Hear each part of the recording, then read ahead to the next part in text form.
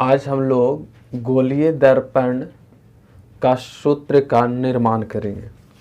याद करो कि क्लास 10 तक सिर्फ हम लोग ये बात जानते थे या निर्माण भी किया होगा कि O1/U प्लस O1/V और बराबर O1/F,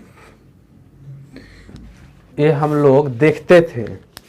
और आज हम लोग इसको सिद्ध करने वाले हैं कि आता कैसे। ठीक है।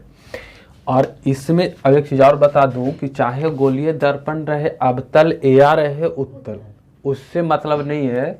हम लोग जब इसका निगमन करने वाले हैं तो वो सबके लिए, इससे पहले वाली क्लास में तुम पढ़ा था कि अगर कोई भी गोलीय दर्पण है तो उससे अगर समांतर किरणें कोई भी अगर गोलीय दर्पण है और अगर इसका प्रधान अक्ष, याद रखना है इसको हम लोग बोलते हैं प्रधान अक्ष, प्रधान अक्ष, ठीक है। और इस प्रधान अक्ष के समांतर, ये प्रधान अक्ष के समांतर अगर कोई भी रेखाएं दर्पण से टकराती है तो टकराने के बाद मुक्त फोकस से होकर करके गुजरती है। दूसरी बात है कि अगर कोई किरणें वस्तु से चलकर शीर्ष से अगर पार होती है तो वो पुनः अपने ही पथ पे लौट जाती है, इस तरह से, इस तरह से। मतलब इस एरो हेड का अर्थ है कि आते हुए किरणें और जाती हुई किरणें दोनों का एक ही पथ है। तो इसमें एक बात हम बोले थे कि किसी भी अगर वस्तु का इमेज बनाना है तो इमेज बनाने के लिए कम से कम तुमको 2 रेखाएं अवश्य खींचना होगा। और अगर तुम ऐसा लाखों रेखाओं खींच दो फिर भी एक वस्तु का इमेज एक ही जगह पे बनेगा और वो तुमको सामने। जैसे देखो इसमें हमने क्या किया, 4 रेखाएं खींची है, 4 नहीं 3 रेखाएं खींची है। पहला एक रेड वाला है जो प्रधान अक्ष के समांतर गया है और टकराने के बाद वो तुम्हारा F से पार किया है, रेड वाला। उसके बाद दूसरी किरण हमने खींची, वो है A से C, मतलब A से खींचा जो C को, यानी कि सेंटर, इसका जो वक्रता केंद्र है उससे पार हुआ है और उसी पथ पे लौट गया है। तो इजीली हम कह सकते हैं कि रेड वाला ब्लैक वाला देखो यहाँ पास कटा है, तो जहाँ पास कटती है वहाँ पास इमेज बनता है। तो ये हमारा क्या हो गया, यहाँ से यहाँ इमेज बना। अब एक चीज़ जरा यहाँ पास और ध्यान देना कि इसके अलावा एक किरण और हमने लिया और वो किरण लिया है A से जो N पर, यानी यहाँ पास N नहीं, इसको हम P नाम देते हैं। इसका नामकरण हम P से करते हैं क्योंकि A हमारा ध्रुव है और ये P है। तो P पर अगर आया है तो हम कह सकते हैं कि A वाला कोण जो बना है इस कोण को I, और जितना कोण I है उतना ही कोण ये वाला भी होगा, इसको R। अर्थात यहाँ अगर हम लिखें तो I बराबर R, एंगल I जो है वो R के बराबर होता है। तो देखो तो ये ब्लू वाला लाइन भी जब टकराने के बाद वापस गया है तो इसी स्थान पे कटा है कि नहीं। तो इससे प्रूफ होता है कि कितना भी तुम लाइन ले लो उसका सिर्फ और सिर्फ एक ही जगह पे प्रतिबिंब बनेगा और वो प्रतिबिंब सामने है। तो माना कि ए बी हमारा वस्तु है और इस वस्तु का प्रतिबिंब, और इस वस्तु का प्रतिबिंब हमारा ए डैश और बी डैश, मतलब ए बी डैश और ए डैश। और तुमको एक पता है यहाँ पास सूत्र निगमन अगर हम करेंगे तो जो जो काम यहाँ किए हैं उसको हम पहले यहाँ पास लिख लेते हैं। तो इसमें लिखते हैं, और क्या है, माना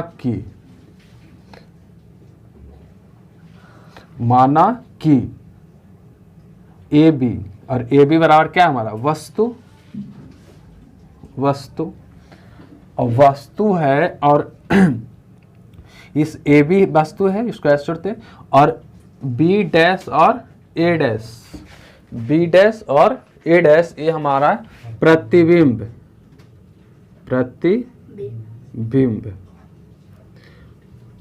ठीक है।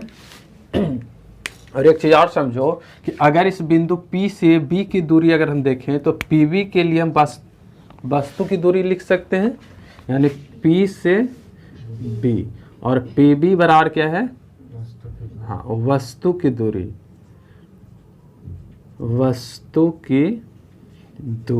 और तुमको पता है कि वस्तु की दूरी को हम लोग U से डिनोट करते हैं।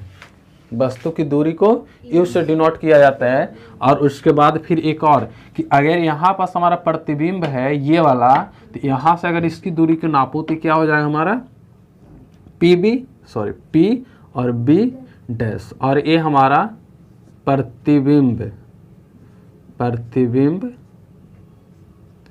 की दूरी, और इसको भी से डिनोट करते हैं। ठीक है, और यहाँ से अगर देखोगे तो ये तो हमारा मुख्य फोकस है, मैंने यहाँ से यहाँ की दूरी को हम लोग किससे डिनोट करते हैं, एफ से। यानी पी से लेकर के जो एफ के बीच की दूरी होगी, देखो इसको हम कैपिटल एफ से कर देते हैं ताकि तुमको समझ में आए, ये कैपिटल एफ है।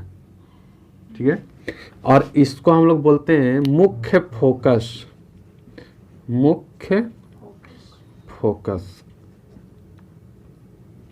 और मुख्य फोकस को जनरली स्मॉल एफ से डिनोट करते हैं। ठीक है, अब इतना चीज तुम क्लास 9-10 से जानते आ रहे हो। क्लास 10 से इतना चीज तुम लोग जानते हो। अब इसमें हम क्या करने वाले हैं समझना ठीक से।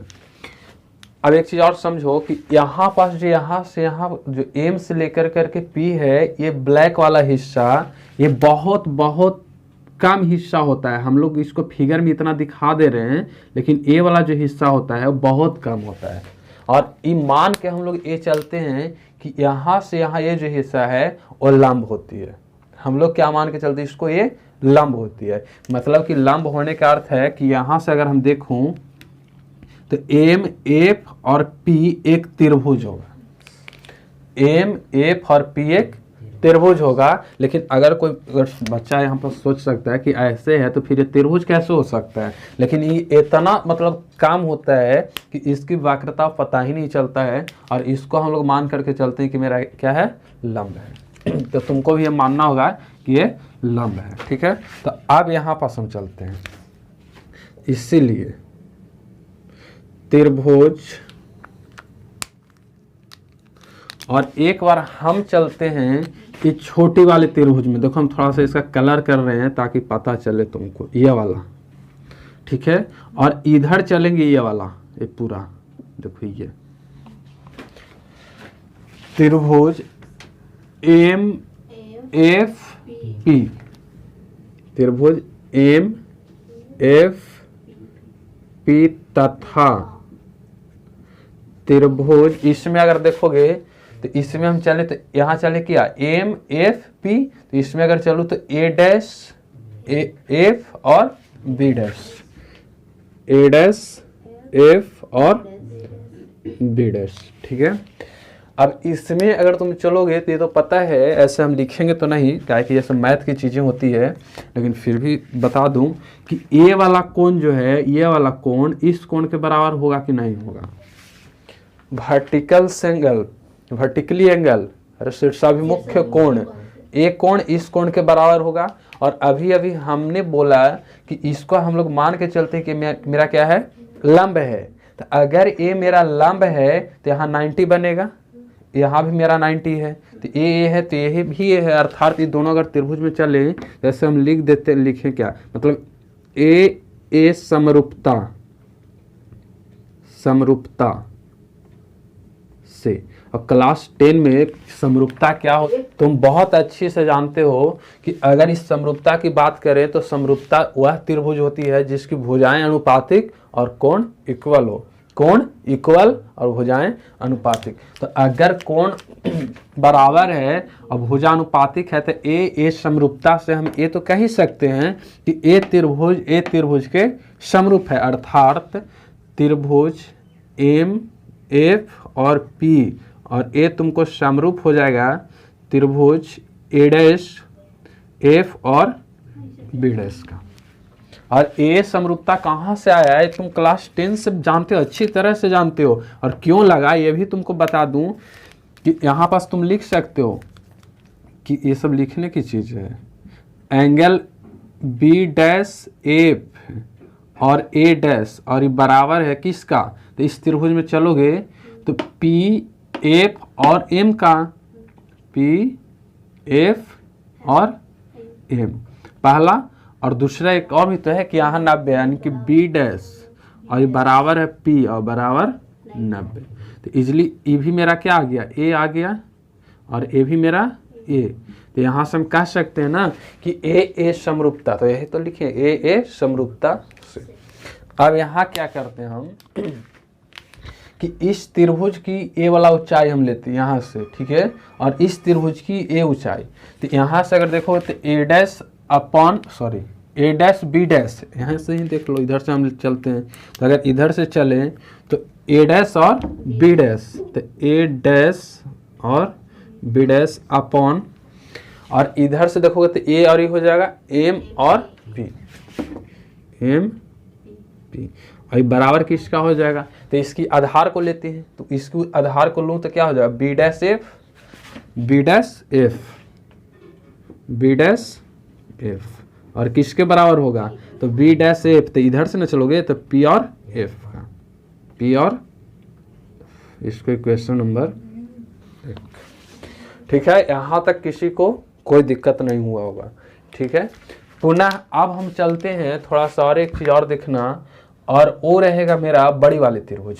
अब इसको हम इरेज करते हैं ये वाला, ठीक है, और पुनः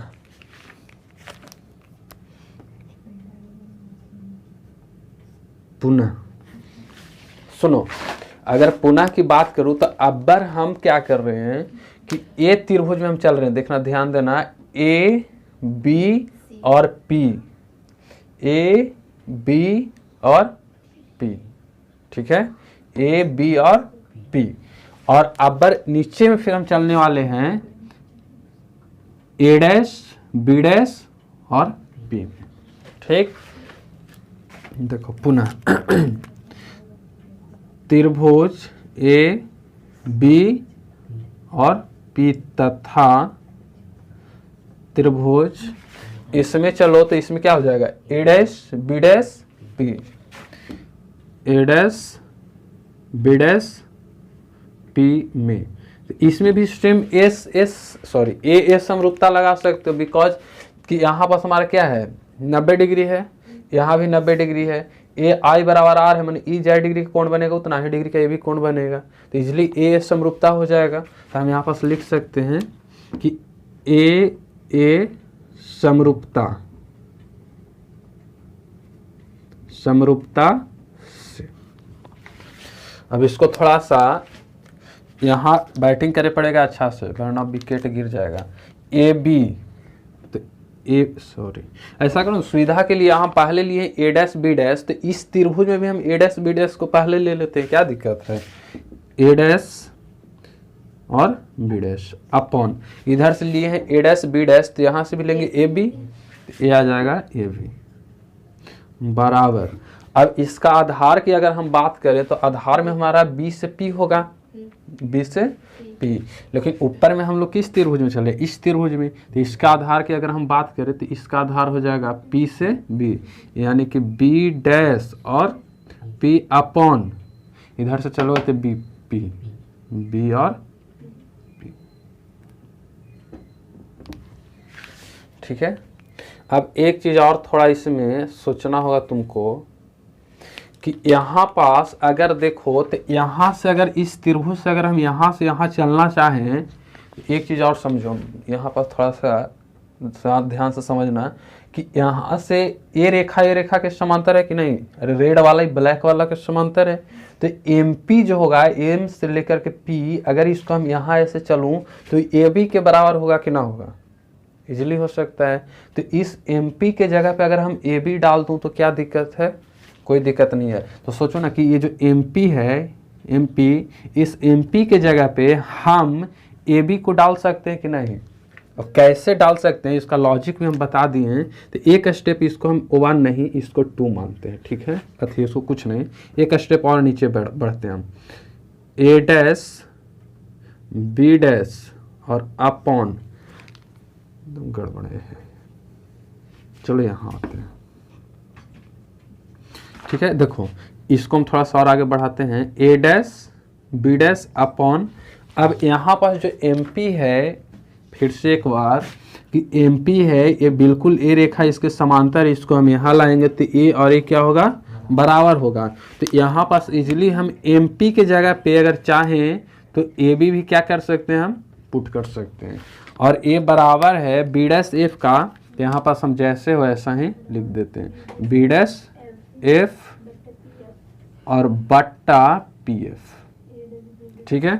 अब यहाँ पास क्यों हम AB पुट किया, इसको भी तुम कोष्ट में लिख लो, हम लिख देते हैं कि MP और ये बराबर है AB का, ठीक है। अब यहाँ आओ, देखो तो इसको हटाओ, इसको इक्वेशन नंबर 1 और इसको हम इक्वेशन नंबर 2 माने। अब इसमें देखो इक्वेशन 1 और इक्वेशन 2 को देखो तो इसका लेफ्ट वाला इस लेफ्ट वाले के बराबर है, ए साहब के इक्वल है, तो इजीली हम कह सकते हैं कि ए हमारा इसके बराबर होगा। तो हम यहाँ लिख खटखुट क्या कर रही है, समीकरण 1 तथा समीकरण 2 से इस दोनों से अगर हम चाहें तो इसको हटा करके इसको हम लिख सकते हैं। तो अगर इसको लिखूं तो क्या आ जाएगा, B dash F upon PF, ठीक है। और A बराबर हो जाएगा B dash P upon BP का, ठीक है। अब ये तुमको बन करके तैयार है। चलो इस चीज को अब हम लोग यहाँ देख लेते हैं। सोचो तो कि ये जो BF है, B डैश F है, B डैश F, इस B डैश F को अगर तुम यहाँ देखो तो कुछ होता है नहीं, कि यहाँ अगर देखें तो B डैश F है, तो इस B डैश F को अगर हम चाहें तो इस टोटली में से इसको घटा सकते हैं, अर्थात B डैश F को अगर हम चाहें सोचो तो यहाँ हम ऐसे लिख सकते हैं B डैश को कि B डैश P और माइनस ये वाला का, इसको में से इसको घटा देते हैं, तो ये हमारा हो जाएगा F और P और बट्टा P और F, ठीक। और बराबर यहाँ पास जरा सोचो कि यहाँ अगर हम चाहें तो क्या लिख दूं, B dash P upon BP, यहाँ से है ना B और P। देखिए यहाँ पास नहीं समझे में आएगा तो कहीं नहीं बनेगा, हम बता दे रहे पहले, ये तुमको बहुत इजीली इसको समझो, वरना हल्ला करे तरह जाओगे तो कभी नहीं समझ में आएगा।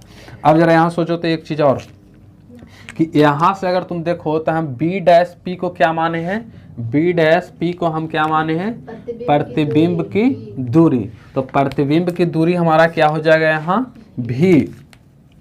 यहाँ भी माइनस PF, देखो तो जरा PF को क्या माने हैं, मुख्य फोकस, और मुख्य फोकस को किससे डिनोट किया जाता है, F से। यहाँ पास हम क्या दे देते हैं,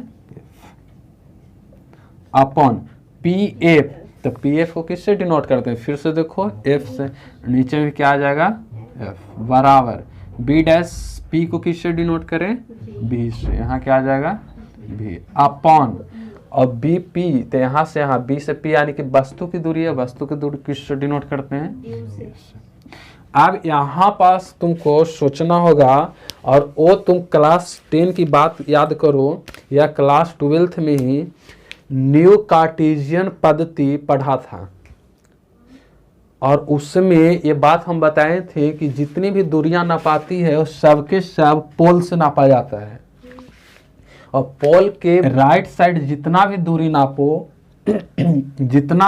सबके सब प्लस, और बाईं साइड की दूरी माइनस।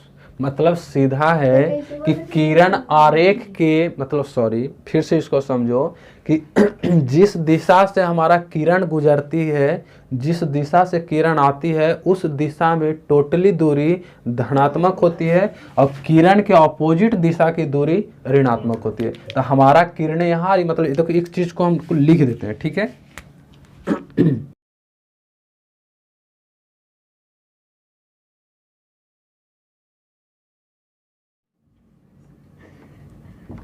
चलो देखो एक बात थोड़ा सा हम याद करवा दूं कि किरण के दिशा में मापी गई सभी दूरी धनात्मक, प्लस का मतलब धनात्मक, तथा दिशा के विपरीत मापी गई दूरी ऋणात्मक होती है, यानी माइनस होती है। ठीक है। और एक चीज और कि सभी दूरी पॉल से मापी जाती है। तो पॉल से मापने का अर्थ है कि यहाँ होगा, यहाँ से अगर दूरी इधर मापोगे, ए साइड मापोगे, तो हमारी किरण किधर आ रही है, ये आ रही है, मतलब किरण की दिशा हमारा क्या है, राइट, लेफ्ट से राइट, मतलब ए साइड है। और हम दूरी किधर माप रहे हैं, इधर माप रहे हैं, तो सारा का सारा दूरी क्या होगा, हमारा ऋणात्मक होगा। और किरण के दिशा में अगर मापते हैं, जैसे किरण है, इधर की दूरी मापते हैं, तो किरण के दिशा में क्या होती है, धनात्मक। तो यहाँ पास देखो तो हमारा इधर यू भी इधर है, भी इधर है, सारा के सारा चीज, एफ भी हमारा क्या है, इधर ही है। तो अवतल दर्पण की अगर सारी चीजों की बात करूं तो क्या हो जाएगा मेरा, माइनस। तो यहाँ से एक चीज और थोड़ा सा ध्यान देना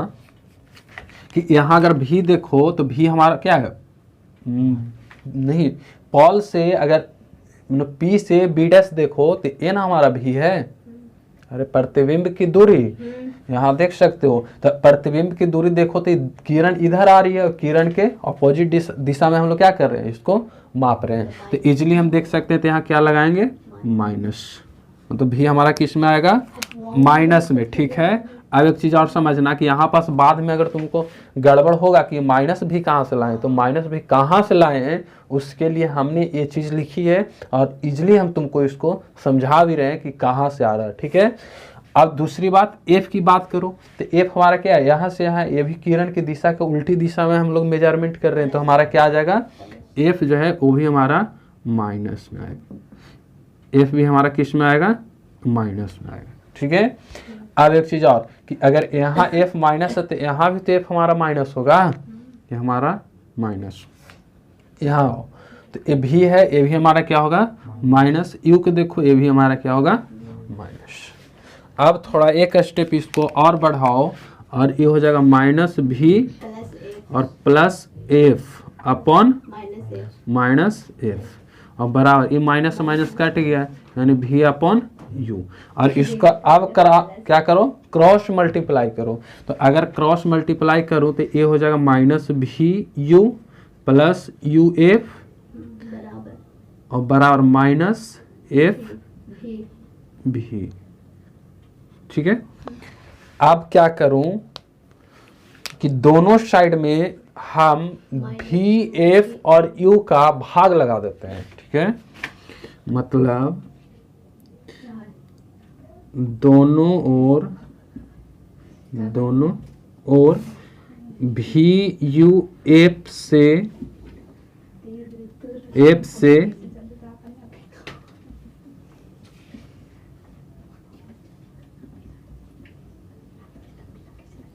ठीक है, दोनों ओर भी यू एफ से भाग देने पर, अगर दोनों ओर अगर हम भाग दूं तो क्या ऐसे कर सकते हैं, यहाँ भी हम भाग दूं तो यहाँ अगर भाग देंगे तो यहाँ का अगर लगा दूं किससे, भी यू और एफ से। देखो एक चीज और यहाँ समझो कि किसी एक को अगर तुम भाग दो तो वहाँ पाप हो सकता है, लेकिन सबको अगर तुम दो तो वहाँ कुछ नहीं होता है। समझे अंशु, इसलिए ठीक है। अब एक वो 4 गो बच्चा आया हुआ है, और किसी एक गो के अगर तू पूरी चला दो और बाकी 3 गो खड़े रहे तो वो गड़बड़ है। अब सबको हम क्या कर रहे हैं, यू भी और एफ से डिवाइड कर रहे हैं। ठीक है।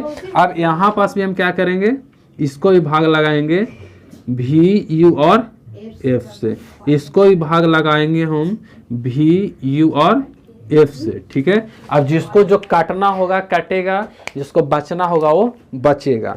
चलो और देखते हैं। अब यहाँ देखोगे तो ए भी और ई यू और ए भी और ए यू दोनों कटेगा। ठीक है। तो यहाँ बच किया गया हमारा माइनस का 1/f। यहाँ से देखो ए यू से ई एफ, सॉरी ए यू एफ और यू एफ कट गया, ये बच गया प्लस 1/v बराबर इसको से देखो ए भी और ए एफ, ए भी और ए माइनस 1/u।